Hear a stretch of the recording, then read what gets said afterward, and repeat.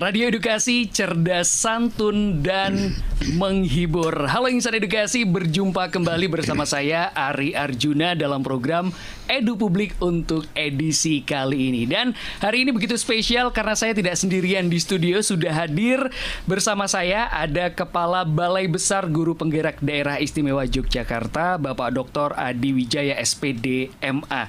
Halo Pak Adi, apa kabar? Alhamdulillah baik. Selamat sore dan semangat pagi meskipun sore ya Pak. Semangat pagi itu tetepan. Sebelumnya saya ucapkan selamat datang di studio Radio Edukasi. Terima kasih Mas Ari. Ini yang kedua Pak ya? Yang kedua ya betul. Yang kedua. Dan selanjutnya saya juga mengucapkan selamat ya Pak, karena baru saja resmi dilantik sebagai Kepala BPGP Daerah Istimewa Yogyakarta. Terima kasih sekali Mas Ari. Gimana rasanya Pak? Sudah dilantik, sudah menjadi Kepala BPGP DIY. Tentunya ini sebuah amanah yang tidak bisa dianggap ringan ya. Apalagi Balai Besar Guru Penggerak Provinsi Daerah Istimewa Yogyakarta itu SDM-nya itu gabungan dari 3 bahkan 4 lembaga. 3 lembaga yang dilikuidasi. Yang pertama P4TK Matematika, yang kedua adalah BP Paudikmas, yang ketiga BPMRPK, dan ada tambahan SDM dari tenaga fungsional PTP dari BPMP DIY.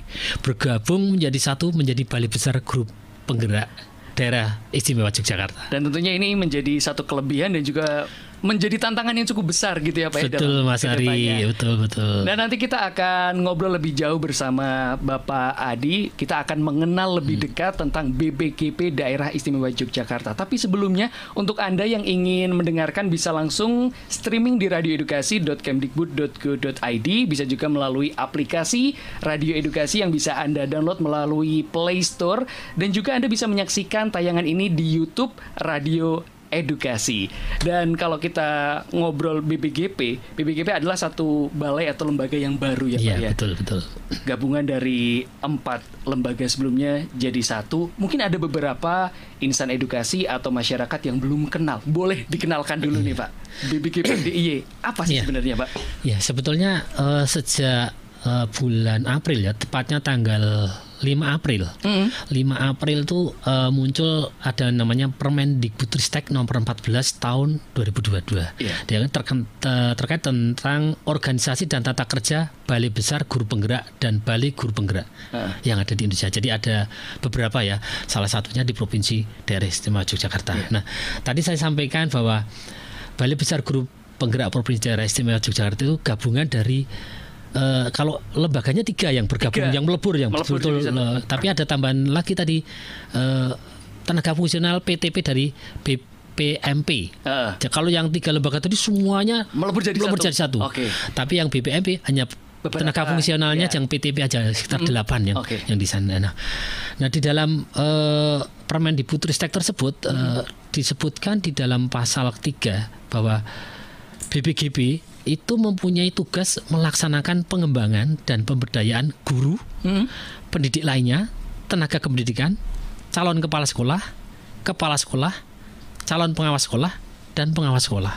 Itu tugas yang diberikan kepada Balai Besar Guru Penggerak yang ada. Nah, dalam mencapai tugas tersebut ada beberapa fungsi. Jadi ada fungsi yang pertama itu dalam melaksanakan tugas tersebut dimunculkan di dalam pasal 4. Jadi kalau totalnya itu ada 9 fungsi.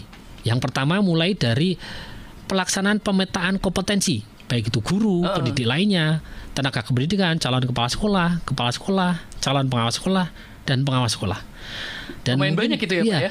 Perlu Mas Ari ketahui bahwa dulu peningkatan mutu terkait dengan kepala sekolah, pengawas sekolah itu ditangani oleh lembaga namanya LP2 KSPS yang ada di Solo. Nah, sekarang enggak, itu semua BPGP dan ada juga BGP itu menangani itu. Karena LP2 KSPS juga termasuk yang sudah tidak ada lagi. Dileburkan ya Pak ya. Kalau LP2 KSPS itu menjadi Balai Besar Guru Penggerak untuk Provinsi Jawa Tengah. Di sana juga ada gabungan dengan beberapa lembaga yang ada di sana. Nah, itu tadi yang pertama ya, mulai dari pelaksanaan pemetaan kompetensinya. Kemudian setelah melaksanakan pemetaan kompetensi, nanti dilanjutkan yang kedua adalah pengembangan model peningkatan kompetensinya. Baik itu kompetensi guru, pendidik lainnya, sampai dengan tadi yang pengawas sekolah, kepala sekolah. Nah, setelah pengembangan model peningkatan kompetensi, yang ketiga adalah pengembangan media pembelajaran, baik bagi guru, tenaga pendidik lainnya, termasuk pengawas sekolah tadi. Jadi selain peningkatan pengembangan model peningkatan kompetensi, juga ada pengembangan media pembelajarannya. Nah, ada juga di situ. Makanya di BPGB nanti juga banyak tenaga-tenaga fungsional PTP, pengembang teknologi pembelajaran. Nah, yang keempat, fungsi yang keempat adalah pelaksanaan di bidang peningkatan kompetensi guru, pendidik lainnya, tenaga kependidikan, calon kepala sekolah, calon pengawas sekolah, dan pengawas sekolah. Jadi tadi ya, yang pertama tadi mulai dari pemetaan kompetensinya. Pertama dipetain dulu. Ya, kemudian pengembangan model kompetensinya. Dikembangkan. Ada juga pengembangan media pembelajarannya. Baru pelaksanaannya peningkatan kompetensinya. Nah, itu yang sampai dengan yang keempat ya. Nah, berikutnya yang kelima, juga ada pelaksanaan fasilitasi peningkatan kompetensi. Jadi ada beberapa mungkin nanti fasilitasi untuk meningkatkan kompetensi itu, BPGB juga punya fungsi seperti itu. Mungkin nanti ada banyak kegiatan-kegiatan untuk memfasilitasi gitu ya.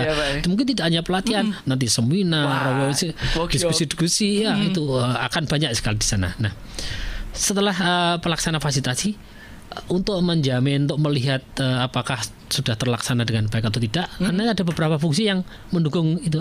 Ada namanya fungsi pelaksanaan supervisi peningkatan kompetensi. Jadi nanti juga ada supervisinya.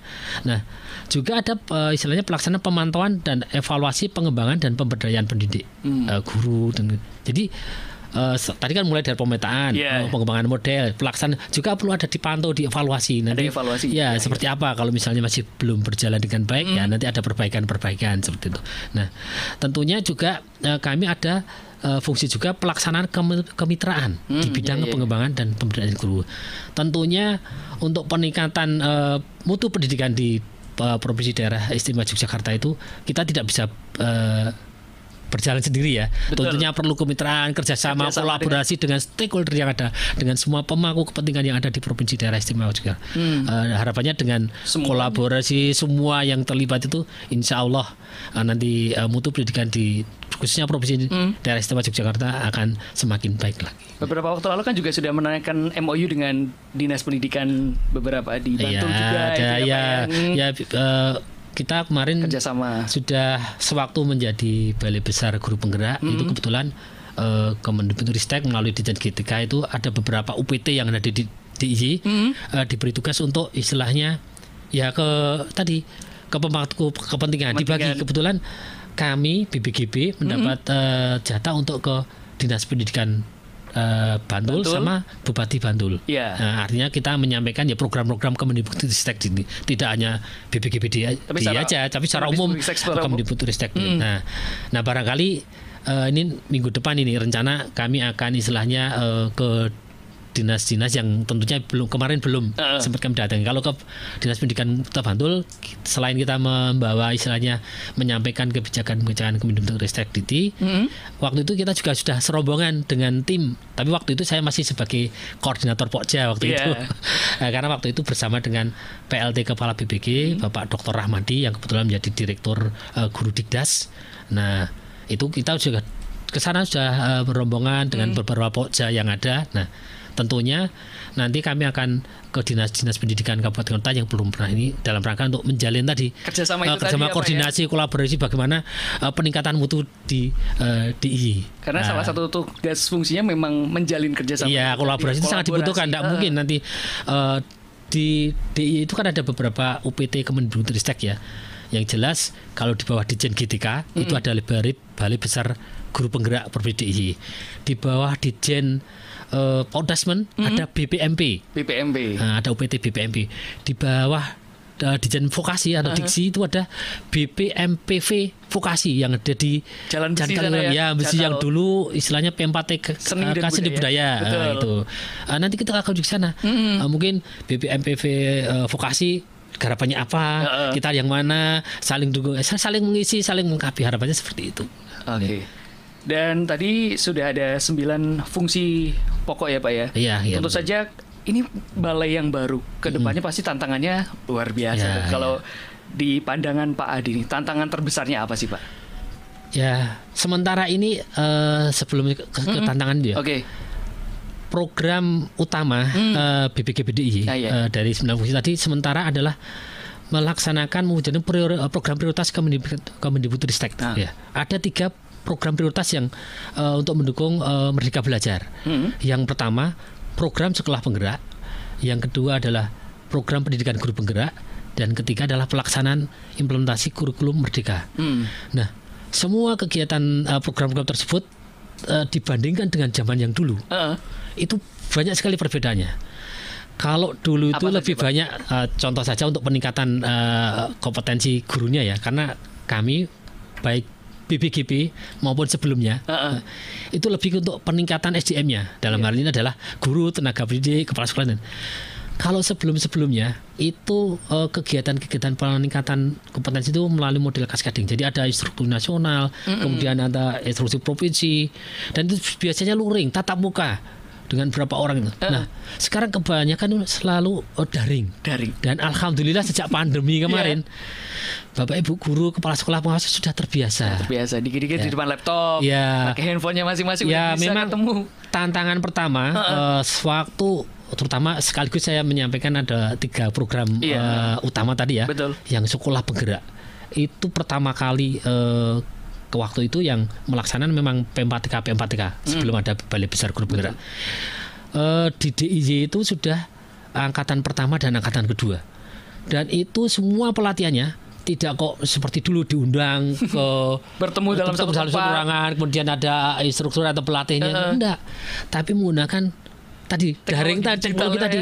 Nah, kemampuan budaya Bapak Ibu guru, pengawas sekolah, kepala sekolah kan belum merata ya. Artinya belum semua terkait dengan teknologi itu. Jadi dulu istilahnya, waduh, kami apalagi yang sudah usia di atas 50 sudah mendekati pensiun, meskipun ada juga beberapa Bapak Ibu yang sudah itu tapi dari teknologi tetap jalan masalah. Tapi yang wah itu sudah akhirnya ya mau nggak mau sedikit dipaksa. Dipaksa harus menggunakan komputer bahkan HP, dan alhamdulillah dengan berjalannya ya pandemi ini ada dampak positifnya. Mau nggak mau Bapak Ibu guru, pengawas, kepala sekolah itu terbiasa menggunakan gawai, menggunakan laptop gitu ya, Pak, ya? Sehingga nanti baik itu program sekolah penggerak, pendidikan program guru penggerak, IKM, semuanya banyak kan menggunakan fasilitas teknologi. Saya sambung saja langsung ya. Boleh. Program guru penggerak, kalau yang program sekolah penggerak tadi di DIY itu sudah ada Kabupaten Gunung Kidul, itu yang PSP yang pertama. Itu ada sekitar 38 sekolah. Di Gunung Kidul, 38 sekolah. Dan itu kalau sekolah yang sudah dinyatakan sebagai program sekolah penggerak, semua komponen yang ada di situ, ya mulai kepala sekolah, guru-gurunya yang terlibat, itu semuanya harus terlibat. Beda dengan yang guru penggerak. Kalau guru penggerak lebih ke individual guru yang daftar ya. Tapi kalau program sekolah penggerak yang awal itu semuanya guru-gurunya ya. Dan waktu tahun pertama kemarin tahun 2021 yaitu pertama kali adalah itu memang perubahan paradigma pembelajaran. Kita mungkin sudah pernah mendengar ya ada kurikulum Merdeka ya. Kurikulum Merdeka. Nah, yang sekarang istilahnya menggunakan kurikulum Merdeka itu di program sekolah penggerak itu memang yang sudah wajib melaksanakan. Nah, sekarang disambung. Tahun ini ada istilahnya IKM tadi. Kami harus mengawal pelaksanaan implementasi kurikulum Merdeka. Dan di DIY itu ternyata banyak juga yang mendaftar. Kalau yang sekolah penggerak tadi kan istilahnya wajib ya, wajib melaksanakan kurikulum Merdeka. Ada pendampingannya, ada fasilitatornya, ada dulu ada istilahnya pelatih ahli, bahkan ada beberapa kegiatan-kegiatan yang memang dikhususkan untuk sekolah penggerak tersebut.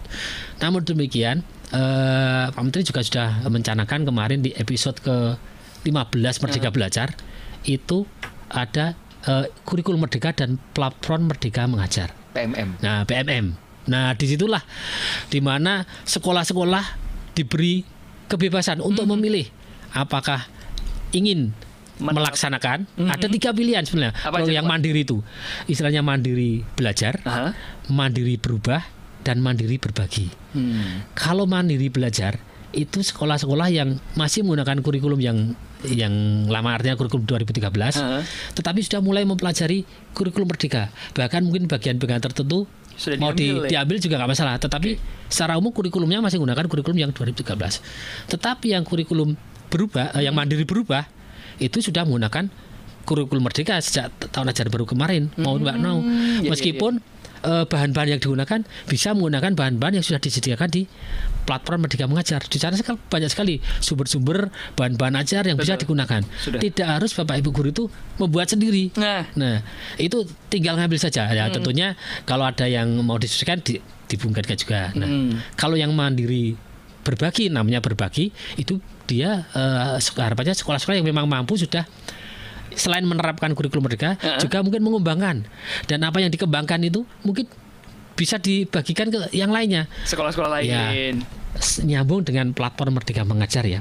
Silahkan Pak. Karena implementasi kurikulum merdeka itu pelatihannya, guru-gurunya untuk melaksanakan kurikulum merdeka itu tidak kok dilatih ibaratnya tadi tatap muka dikumpulkan suatu tempat, tidak, tetapi diharapkan harus menggunakan PMM tadi. Benar. Sekolah yang sudah menyatakan diri untuk saya mengambil IKM yang jalur berubah, ya mau nggak mau harus menggunakan kurikulum merdeka kan. Iya. Ya.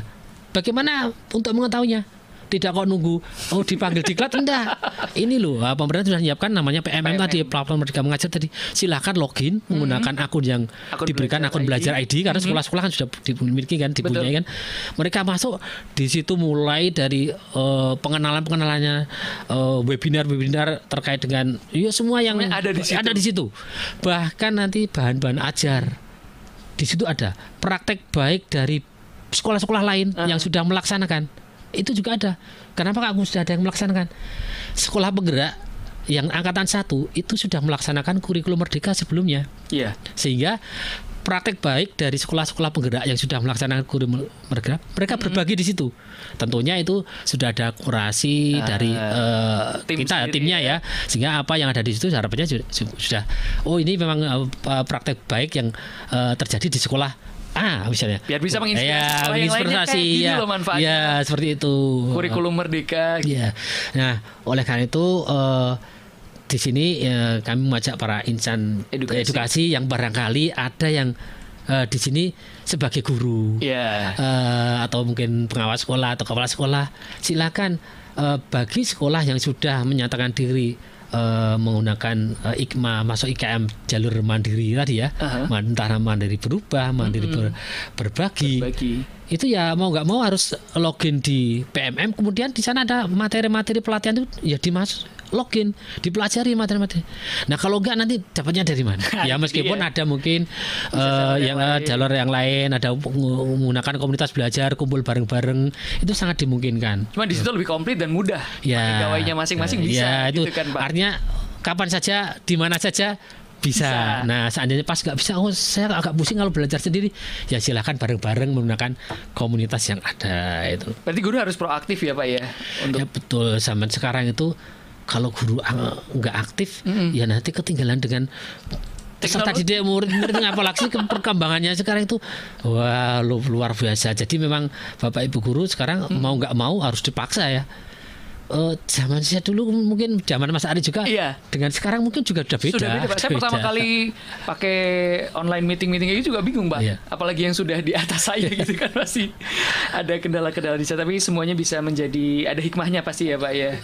Lebih dekat dengan teknologi. Sedikit saya sambung. Mumpung belum lama ini baru aja diluncurkan program pendidikan guru penggerak yang angkatan ke-8, 9, ke-10. Nah, silakan Bapak dan Ibu yang kemarin belum masuk sebagai calon guru penggerak.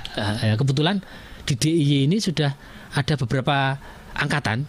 Mulai angkatan pertama itu waktu itu baru Kabupaten Kulon Progo.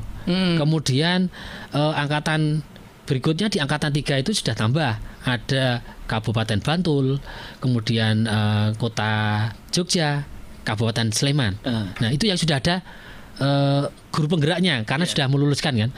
Tetapi ini akan dibuka lagi bagi kabupaten kota yang kemarin mungkin guru-gurunya belum terlibat, dibuka lagi angkatan 8, 9, 10.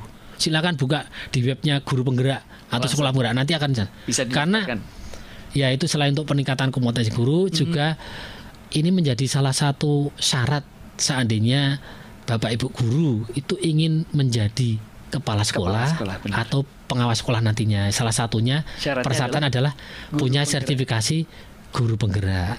Itu. Tadi sudah dijelaskan Pak Adi, kalau di daerah Gunung Kidul sudah ada 38 sekolah penggerak. Kalau di kabupaten lain atau DIY secara lengkap totalnya ada berapa Pak? Kalau untuk sekolah penggerak ya, itu sementara memang baru di Gunung Kidul, kemudian nanti akan ada di Kota Jogja. Itu juga ada. Dan kemudian yang sudah agak banyak itu yang guru penggerak. Guru penggerak itu hampir berapa, untuk Kulon Progo itu ada di angkatan pertama. Itu sudah ada 43 guru penggerak. Kemudian Kabupaten Sleman dan Kabupaten Bantul itu baru saja kemarin ya, masuk di angkatan ketiga. Sleman itu ada 113 guru penggerak. Kemudian Kabupaten Bantul ada 101. Sleman tadi ada 113 ya. Kabupaten Bantul ada 101 guru penggerak. Ya, itu saya yakin sudah mendapat pendidikan selama 9 bulan. Nah, itu akan menginspirasi, menggerakkan komunitas yang ada di daerahnya, sekolahnya masing-masing dan sekitarnya. Harapannya itu. Berarti Sleman paling banyak ini ya Pak ya? Sleman 113. Nah, nanti di angkatan kelima itu ada Kabupaten Kulon Progo ada lagi itu 75 dan Kota Yogyakarta ada 50. Nah, itu angkatan kelima. Kemudian di Kabupaten Gunung Kidul angkatan 6 yang akan dibuka besok oleh Mas Menteri. Besok itu akan mulai pembukaan PGB angkatan ke-6. Itu Gunung Kidul itu ada 112 sehingga mulai angkatan ke-6 semua kabupaten sudah ada nantinya ya. Sudah komplit. Nah, semakin banyak itu untuk angkatan 8, 9, 10. Itu satu angkatan ada 20.000 nanti. Kalau yang angkatan pertama itu baru 2.800 itu aja se-Indonesia. Yes. Nah, besok itu angkatan 8 itu 20.000. Nah, jadi nanti kesempatannya terbuka lebar Pak ya. Untuk guru silahkan segera mendaftar. Betul. Karena ini masih dibuka sampai masih ini baru aja dibuka. Masih baru aja dibuka. Ya, baru aja. Yes. Masih hangat. Bagi saya dedikasi, nanti kita akan lanjutkan obrolan kita bersama dengan Dr. Adi Wijaya SPDMA, Kepala Balai Besar Guru Penggerak Daerah Istimewa Yogyakarta. Jadi pastikan Anda jangan kemana-mana. Tetap di Radio Edukasi, cerdas, santun, dan menghibur.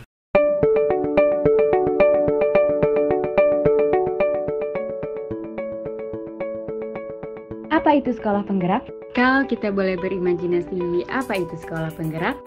Sekolah penggerak adalah sekolah di mana siswa itu dinomorsatukan dari semua keputusan-keputusan sekolah.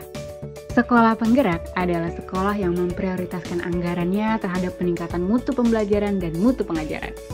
Sekolah penggerak adalah sekolah di mana kepala sekolahnya terus mendatangi ruang kelas dan melakukan observasi serta memberikan umpan balik kepada guru-gurunya.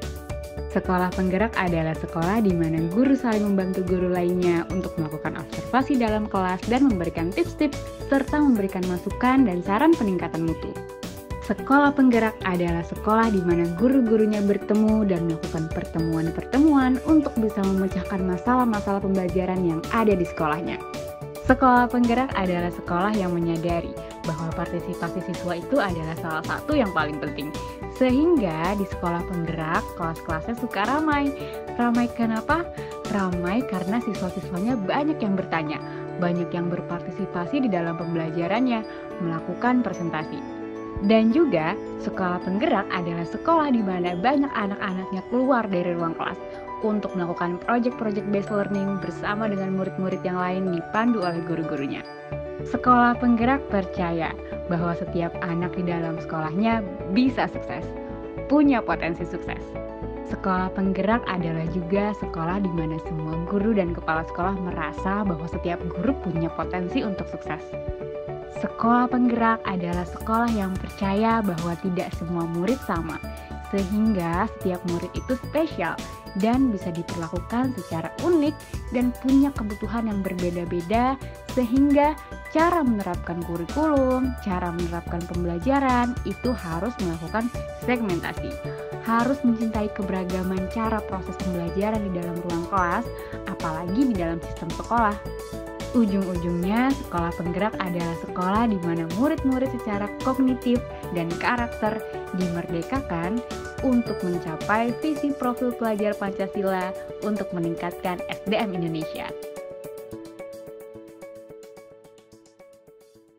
Radio Edukasi, cerdas, santun, dan menghibur. Halo Insan Edukasi, kita balik lagi di Edu Publik edisi hari ini. Kita masih ngobrol lebih dekat bersama dengan BPKP DIY, dan sudah bersama kita ada Kepala BPKP DIY, Bapak Adi Wijaya. Tadi kita sudah ngobrol panjang soal sekolah penggerak, kemudian implementasi kurikulum merdeka, dan tadi yang belum kita obrolin adalah profil pelajar Pancasila. Nah, itu bagaimana Pak, profil pelajar Pancasila? Baik Mas Hari. Jadi sebetulnya program-program Kemendikbudristek itu semuanya mengarah kepada tercapainya atau terwujudnya visi Presiden, yaitu adalah mewujudkan Indonesia maju yang berdaulat, mandiri, dan berkepribadian melalui terciptanya profil pelajar Pancasila tadi. Nah, barangkali para insan edukasi sudah pernah sering dengar profil pelajar Pancasila, apalagi saat ini yang punya putra-putri atau mungkin yang bergerak di bidang pendidikan, karena di DIY sendiri sudah banyak sekolah yang mencoba melaksanakan kurikulum merdeka. Salah satunya adalah untuk mencapai tercapainya profil pelajar Pancasila. Nah, seperti apa profil pelajar Pancasila? Itu ada 6 komponen yang dikatakan sebagai profil pelajar Pancasila. Yang pertama terkait mempunyai kompetensi beriman, bertakwa kepada Tuhan Yang Maha Esa, dan berakhlak mulia. Nah, bagaimana menciptakan pelajar kita itu supaya tadi mempunyai profil beriman, bertakwa kepada Tuhan Yang Maha Esa, dan berakal mulia. Ada beberapa istilahnya elemen kunci yang ada di sana yaitu terkait dengan bagaimana nanti akhlak beragama, akhlak kepribadian, akhlak kepada manusia, akhlak kepada alam, bahkan akhlak bernegara. Itu masuk di dalam tadi profil yang punya komponen beriman, bertakwa kepada Tuhan Yang Maha Esa, dan berakhlak mulia. Kemudian yang kedua adalah berkebinakaan global. Ya, harapannya pelajar di Indonesia nanti punya itu berkebinakaan global. Ada beberapa elemen kunci juga di sana, yaitu meliputi mengenal dan menghargai budaya yang ada, kemampuan komunikasi interkultural dalam berinteraksi dengan sesama, dan refleksi, dan juga tentunya tanggung jawab terhadap pengalaman kebinekaan. Nah, itu harapannya dimiliki oleh setiap pelajar Indonesia gitu ya. Kemudian yang tidak kalah menariknya adalah mempunyai kompetensi untuk bergotong royong, Jadi bergotong royong ini bagaimana nanti para pelajar kita itu mempunyai kemampuan berkolaborasi, kepedulian, dan berbagi. Jadi harapannya kalau ada pelajar atau siswa yang pintar itu tidak untuk dirinya sendiri, tapi ya mau berbagi, berbagi, membantu. Ya kalau pintarnya untuk diri sendiri agak susah. Padahal yang bermanfaat itu yang bisa. Berbagi, membantu yang lain itu jiwa gotong royong. Nah, itu dia. Sehingga mungkin zaman Mas Hari atau mungkin zaman saya dulu jarang sekali pembelajaran yang istilahnya dengan diskusi kelompok. Nah, salah satu diskusi kelompok itu kan untuk melatih kerjasama, gotong royong, berbagi gitu. Nah, kayaknya sekarang sudah mulai itu. Nah, yang penting bagaimana menumbuhkan, kalau saya punya pengetahuan, saya sudah bisa duluan, ya tolong teman yang belum begitu diajarin. Dibimbing, berbagi. Saya punya trik yang lain caranya, berbagi ke teman. Oh, ini loh ada cara yang harapannya bisa seperti itu. Jadi punya kemampuan bergotong royong. Dan kerjasama. Tentu saja dalam hal positif, jangan malah kerjasama contekan itu jangan. Dan harapannya kan nanti kalau sudah terbentuk itu di masyarakat pun sudah akan terbiasa nanti, sudah terbiasa sejak zaman mungkin dari kecil, dari PAUD sudah dibiasakan. Itu akan enak sekali. Nah, guyub rukun. Iya, betul. Selain bergotong royong harus punya kemampuan mandiri. Jadi kita akan mendorong terciptanya pelajar kita yang nanti punya kemampuan mandiri ya. Jadi kuncinya ya nanti punya kesadaran akan diri sendiri dan situasi yang dihadapi. Tentunya bagaimana dia akan menyadari proses yang saya lakukan, punya kemandirian ya. Tentunya proses yang saya lakukan seperti ini hasilnya akan seperti ini ya mungkin menjadi tanggung jawab dia, kemandirian dia. Yang jelas harapannya mempunyai kesadaran akan diri sendiri, kemandirian buat apa yang akan saya lakukan diri sendiri sampai dengan hasilnya. Betul. Selain kemandirian yang dituntut tadi, biar tidak ketergantungan ya nantinya. Kemudian juga ada kemampuan bernalar kritis ya. Harapannya setiap ada apapun itu punya kemampuan kritis untuk menganalisa. Jadi kalau ada berbagai misalnya memperoleh informasi itu tidak ditelan-telan mentah. Tapi loh ini ada informasi, bisa memproses, bisa menganalisis. Benar. Dengan daya kritisnya itu tidak kok ada informasi ini langsung ditelan. Nah, itu harapnya diajari bagaimana menerima informasi, mengolah informasi, memproses informasi. Itu kemampuan daya kritisnya itu harapannya dimunculkan oleh seorang pelajar ya. Nah, harapannya ke sana. Nah, sehingga nanti sewaktu mengambil istilahnya keputusan, nah itu sudah menggunakan daya kritisnya. Dari mulai menerima informasi, mengolah, menganalisis sampai mengambil keputusan itu semuanya harus kritis. Ya. Nggak ikut-ikutan. Ya. Dipikir dulu. Tidak hanya terima ini langsung putusan ini. Harus dilihat dulu informasinya, diolah dulu, dianalisis. Bener nggak sih? Gitu kan. Sesuai dengan kondisi seperti itu. Nah, selain bernalar kritis juga mempunyai kemampuan kreatif, sehingga dia bisa menghasilkan gagasan-gagasan orisinal serta menghasilkan mungkin karya dan tindakan yang dari dia sendiri itu apa. Oleh karena itu tadi dengan ada istilah berbagi lewat yang gotong royong tadi, bisa juga lo menimbulkan melihat temanku bisa berbagi ini, saya juga akan punya ide yang lain untuk nanti ya saya ingin berbagi, menimbulkan daya-daya kreatif.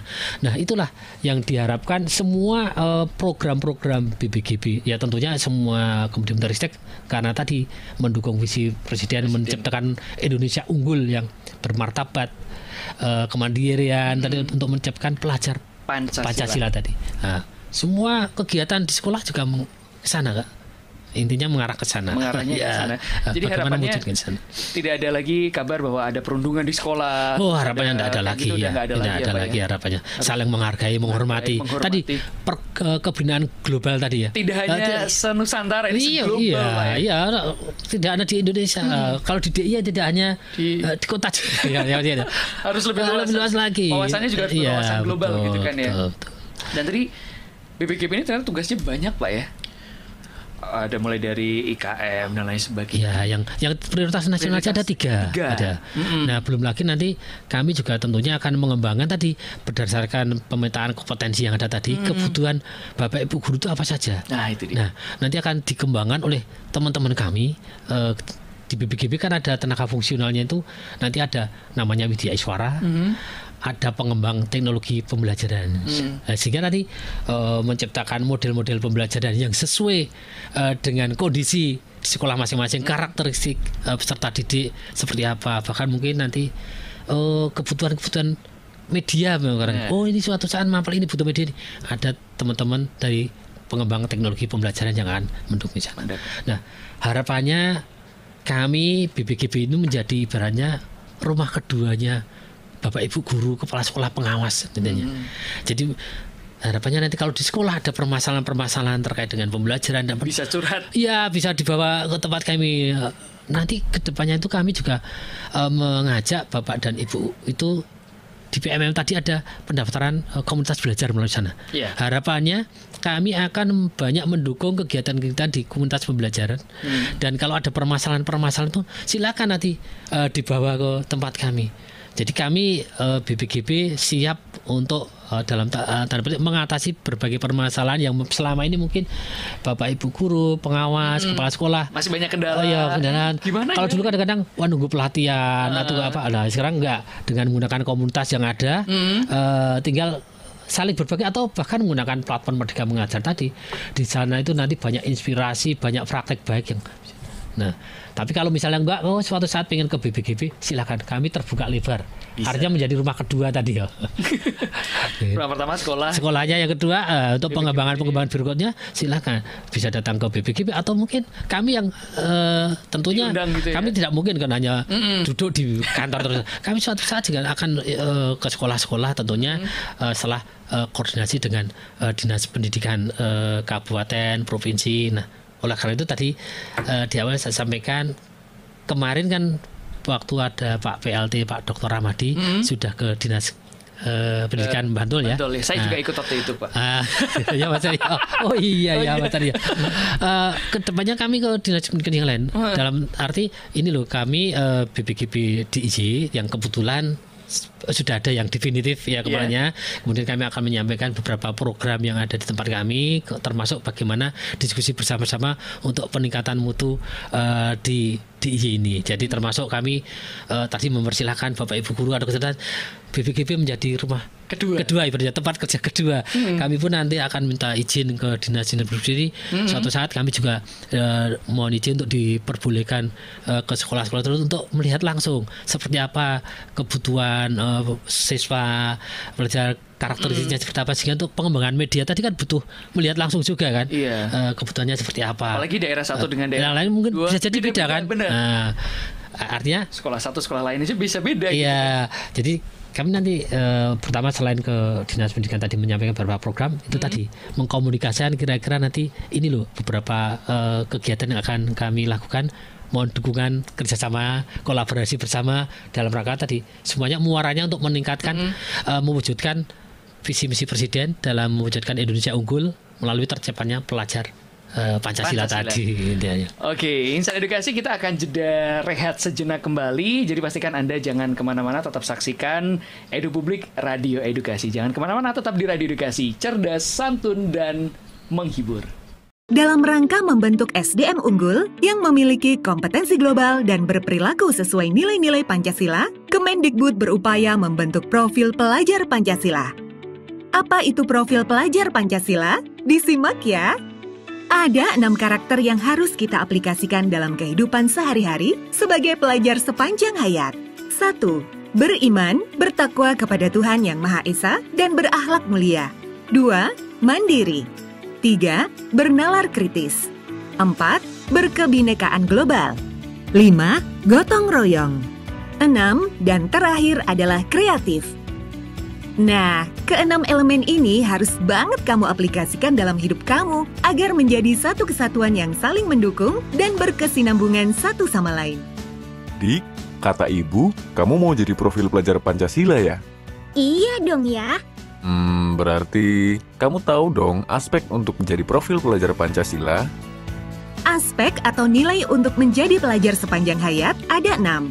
Pada nilai beriman, bertakwa kepada Tuhan Yang Maha Esa dan berakhlak mulia, pelajar Indonesia harus memahami beberapa nilai akhlak, yaitu akhlak beragama, akhlak pribadi, akhlak kepada sesama manusia, akhlak kepada alam, dan akhlak bernegara.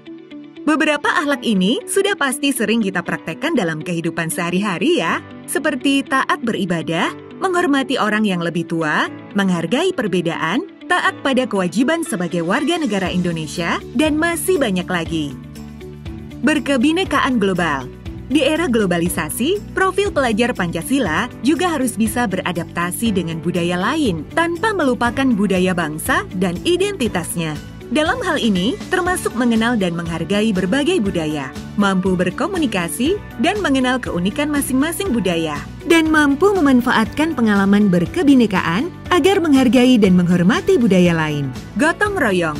Elemen yang satu ini pasti sudah sangat melekat pada kehidupan sehari-hari ya, bukan hanya sekedar bekerja bersama dengan orang lain. Gotong royong yang baik adalah selalu bersikap positif untuk berkolaborasi dan bekerja sama, peduli dan menghargai pendapat orang lain, peka terhadap lingkungan sekitar, serta mau berbagi segala hal yang bisa mencapai keberhasilan bersama. Gambaran sebagai profil pelajar Pancasila yang selanjutnya adalah mandiri. Walaupun terdengar mudah dan sudah merasa menjadi bagian dalam diri, ternyata mandiri yang baik, salah satunya yaitu sadar atas kemampuan dirinya, bisa mengendalikan emosi, dan tahu apa yang diperlukan untuk pengembangan dirinya. Tak hanya itu, pelajar Indonesia yang mandiri juga mampu mengatur pikiran dan perasaannya untuk mencapai sebuah tujuan. Bernalar kritis. Profil pelajar Pancasila juga harus bisa mengolah informasi yang diterima secara objektif, kemudian menganalisa, mengevaluasi, baru menerapkan informasi tersebut. Contoh yang sangat mudah, kita harus memiliki keingintahuan yang tinggi. Saat menerima informasi, kita harus menganalisis secara kritis sebagai dasar mengambil keputusan. Elemen yang terakhir, kreatif. Mampu memodifikasi atau menghasilkan sesuatu yang orisinil serta bermanfaat merupakan cerminan pelajar Pancasila yang kreatif. Hal sederhana yang bisa kita praktekkan yaitu dengan tidak malu untuk mengutarakan ide-ide baru. Bukan cuma itu, menghasilkan sebuah karya yang bermanfaat untuk sekitar juga harus kita lakukan. Dari ke-6 aspek itu, adik udah lakukan semua kan ya? Iya, Dik. Siapa dulu dong yang ngajarin? Ayah. Pesan ayah, ke-6 aspek itu harus kamu praktekkan dan aplikasikan dalam kehidupan sehari-hari. Agar karakter profil pelajar Pancasila ini akan selalu melekat dalam kepribadian generasi muda Indonesia. Baik, Ayah. Jadilah pelajar Indonesia yang menjunjung tinggi nilai-nilai Pancasila. Radio Edukasi, cerdas, santun, dan menghibur. Insan Edukasi masih bersama saya Ari Arjuna dalam program Edu Publik. Kita akan mengenal lebih dekat bersama dengan Balai Besar Guru Penggerak Daerah Istimewa Yogyakarta bersama Bapak Adi Wijaya. Beliau adalah Kepala BPKP DIY. Tadi sudah banyak yang kita obrolkan mulai dari A sampai Z. Nah, yang kita terutama saya penasaran kalau BPKP DIY dengan banyak tantangannya tadi. Kalau Bapak bilang targetnya atau upaya untuk kesananya gimana ini Pak untuk bisa meraih target-target yang tadi disampaikan? Pertama yang ingin kami sampaikan kan kita nanti tadi sudah saya sampaikan ya, kita akan ke dinas-dinas pertama ya. Bersama kita akan melihat berapa jumlah guru, kepala sekolah, pengawas sekolah. Tentunya berdasar dari data itu dulu. Nah, tentunya kan kami tidak bisa langsung semua nangani guru yang ada di DIY. Jadi dibutuhkan adanya komunitas-komunitas belajar. Sehingga kami tidak mungkin langsung ke semua guru satu-satu, enggak, tapi terwadahi lewat komunitas-komunitas belajar. Nah, bayangkan saja sekarang ini yang di contoh IKM saja ya. IKM itu yang daftar di DIY itu ada 3.699 sekolah. Wow. Itu sekolahnya ya. Nah, gurunya itu ada 38.601 jumlah yang terdaftar dalam IKM. Nah, karena itu harus istilahnya login di PMM untuk mempelajari kan. Nah, kami kan mandunya tidak satu persatu. Artinya mereka diharapkan di sekolah itu membentuk komunitas-komunitas belajar, mempelajari bersama-sama, mungkin login bareng-bareng. Nah, kami mungkin bisa membantu lewat komunitas-komunitas belajar itu untuk jaringannya ke sana.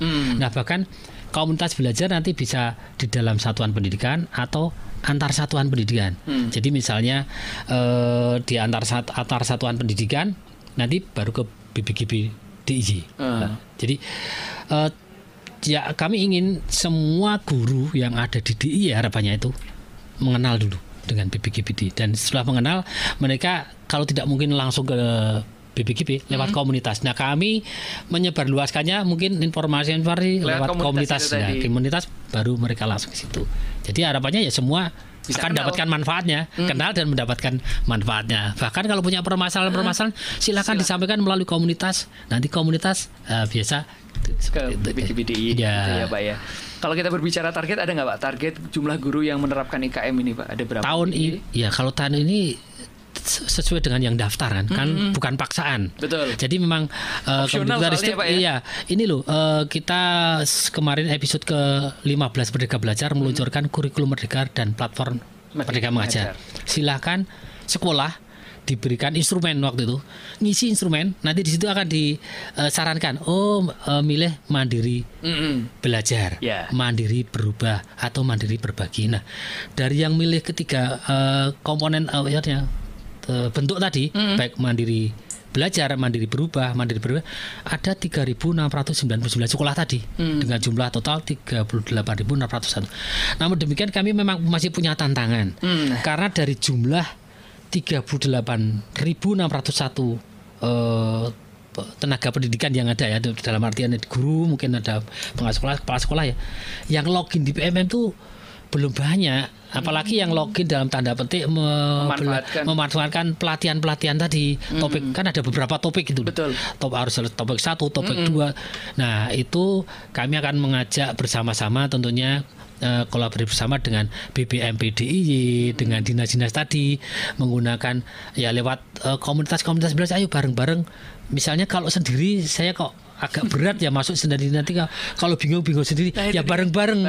Biasanya kalau bareng-bareng mungkin di dalam kelas setelah selesai pelajaran ngumpul bareng, ada yang mandu, nah itu ketemu enak. Solusinya. Iya, sama-sama belajar itu bisa selesai. Kalau nggak ada permasalahan bisa didiskusikan bersama. Nah, itu akan bagaimana cara mendorong itu. Tentunya kami mengharapkan dari Dinas Pendidikan Kabupaten Kota untuk mendorong ya melalui kepala sekolahnya ngajak ayo yang belum masuk login segera login, pelajari di situ karena di situ akan banyak informasi, banyak praktek baik yang bisa dimanfaatkan, bisa menginspirasi pembelajaran di kelasnya gitu loh. Dan sayang banget kalau belum dimanfaatkan secara maksimal oleh guru ya Pak ya. Nah, betul sekali. Kalau menurut Pak Adi sendiri apa biasa kendala yang dihadapi guru sehingga akhirnya belum memanfaatkan PMM ini secara optimal Pak? Ya, yang kami kan pernah menanyakan kan sebetulnya.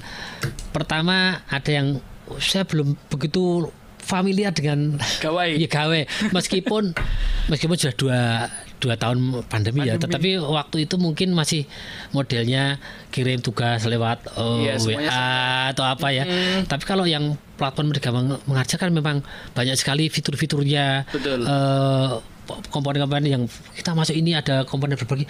Bahkan kalau punya praktek baik bisa diunggah di situ biar sekolah-sekolah lain pada tahu. Terinspirasi. Kalau memang itu praktek baik kan malah menjadikan sekolah juga terkenal kan. Samping gurunya juga terkenal, sekolah yang terkenal. Wah ternyata idenya itu betul-betul menginspirasi. Harapannya seperti itu. Tantangan pertama banyak Bapak Ibu guru yang mungkin yang sudah tadi tanda petik belum familiar, itu belum familiar ya. Makanya bareng-bareng tadi. Kalau bareng-bareng belajarnya, di pandu itu loh yang diklik misalnya. Oh loh masuk itu loh. Oh ternyata. Nah itu enaknya. Nah yang kedua mungkin ya karena memang ini harus pakai akses internet ya. Betul. Nah bisa jadi kalau di rumah yang belum punya akses ini Wi-Fi. ya kendala. Kalau di sekolah, kami di sekolah kan paling terbatas setelah mengajar mungkin hanya sampai jam berapa. Betul. Padahal agak senggangnya itu biasanya kan malam ya. Nah mungkin yang malam yang di rumahnya, di lingkungannya belum ada gitu kan ya. fasilitas wifi provider yang masuk atau sinyalnya buruk gitu kan. Apalagi saya kan punya teman yang tinggalnya di daerah Gunung Kidul ya, teman satu ruangan waktu itu. Saya itu kadang-kadang harus naik ke sana Pak dapat sinyal. Ibaratnya seperti itu. Nah itu memang salah satu tantangan. Termasuk kami punya cerita pelatihan yang sifatnya daring. Itu kami punya fotonya Bapak Ibu guru yang saking gigihnya pengen dapat ilmu, dia rela pergi dari mencari sinyal tadi, mencari tempat-tempat yang memang gampang sinyalnya. Naik ke bukit atau apa, difoto kan kami di sini mencari sinyal. Benar. Hebat betul perjuangannya. Nah itu aja yang daerah-daerah itu masih banyak yang berjuang tuh. Nah dia saya kira secara umum relatif mudah ya. Nah itu harapannya bisa lebih mengoptimalkan harapannya. Saya jadi teringat juga dulu salah satu narasumber di Radio Edukasi ada yang seperti itu juga Pak. Jadi dari daerah Kalimantan kalau tidak salah, beliau harus menempuh perjalanan darat 2-3 jam untuk menuju kota biar dapat sinyal, biar bisa siaran di Radio Edukasi waktu itu soal PAUD kalau tidak salah.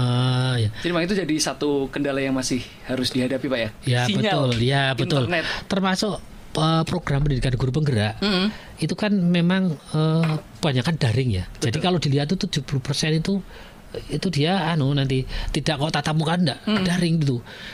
Sehingga ada daerah-daerah khusus yang memang tidak ada fasilitas, berarti kan memang belum bisa menikmati program pendidikan guru penggerak yang model daring. Jadi Kementerian Pendidikan dan Ristek itu tetap ada tapi luring karena daerah khusus nggak ada sinyal ya kita ya ke sana. Jadi BPGB nanti ada daerah-daerah khusus yang memang tidak ada sinyal ya harus ke sana. Nggak mungkin kan terus harus nunggu ada sinyal, nah, nanti akan ketinggalan itu nggak tahu sampai kapan juga gitu. Iya, betul. Oke, karena waktu yang harus memisahkan, sayang banget, sebenarnya masih pengen ngobrol lebih jauh sama Pak Adi, tapi sayang banget waktu kebersamaan kita sudah harus segera berakhir. Terakhir deh Pak, pesan untuk insan edukasi dan juga guru-guru siapapun yang menyaksikan Edu Publik kali ini, apa boleh disampaikan Pak? Terima kasih Mas Ari. Saya mau berpesan kepada para insan edukasi ya, khususnya Bapak Ibu guru. Itu karena Bapak Ibu guru adalah dan tenaga pendidikannya ini menjadi salah satu aktor utama dalam mencerdaskan anak bangsa ya dalam ini untuk mewujudkan visi presiden tadi, yaitu mewujudkan SDM kita yang unggul, menjadikan Indonesia maju, bermartabat, mandiri tadi, terciptanya profil pelajar Pancasila. Jadi kemauan untuk belajar itu harus betul-betul ditumbuhkan. Tadi contoh pakai PMM. Ya harus lah, kalau Bapak Ibu guru kemauan belajarnya saja kurang, ya nanti tidak bagaimana itu ke anak peserta didiknya. Jadi pertama kemauan belajar, kemudian kolaborasi, berbagi. Jadi kalau punya ide, gagasan yang sudah berhasil, silakan berbagi lewat platform Merdeka Mengajar tadi. Pemerintah dalam ini Kemendikbudristek sudah menjadikan fasilitas untuk berbagi praktik baik Bapak dan Ibu, sehingga harapannya ide-ide cermelang Bapak Ibu dan Ibu, karya-karya Bapak Ibu yang mungkin sangat brilian itu bisa dinikmati oleh semuanya. Gitu. Misalnya menginspirasi paling tidak itu kalau karena saya yakin sesuai dengan karakteristiknya masing-masing di sekolahnya masing, paling tidak bisa menginspirasi itu. Sehingga tadi pertama kemauan untuk belajar itu harus tetap ditumbuhkan, apalagi era teknologi yang perkembangannya sangat cepat. Kalau tidak kita akan ketinggalan. Gitu. Oke, baik, terima kasih banyak Bapak Adi Wijaya, Kepala Balai Besar Guru Penggerak Daerah Istimewa Yogyakarta, sudah hadir di studio Radio Edukasi dan bercerita banyak seputar BPGPD. Terima kasih Mas Ari, sehat selalu Bapak Ibu insan edukasi semuanya. Semoga kita bisa betul-betul menciptakan profil pelajar Pancasila. Baik. Sampai jumpa lagi di lain kesempatan insan edukasi. Jangan lupa saksikan terus Edu Publik hanya di Radio Edukasi. Dan saya mau mengingatkan Anda kembali, jangan lupa download aplikasi Radio Edukasi yang bisa Anda download melalui Google Play Store. Dan jangan lupa juga streaming di radioedukasi.kemdikbud.go.id. Akhir kata, Arya Syari mengucapkan terima kasih. Sampai jumpa dan Radio Edukasi, cerdas, santun, dan menghibur. Radio Edukasi.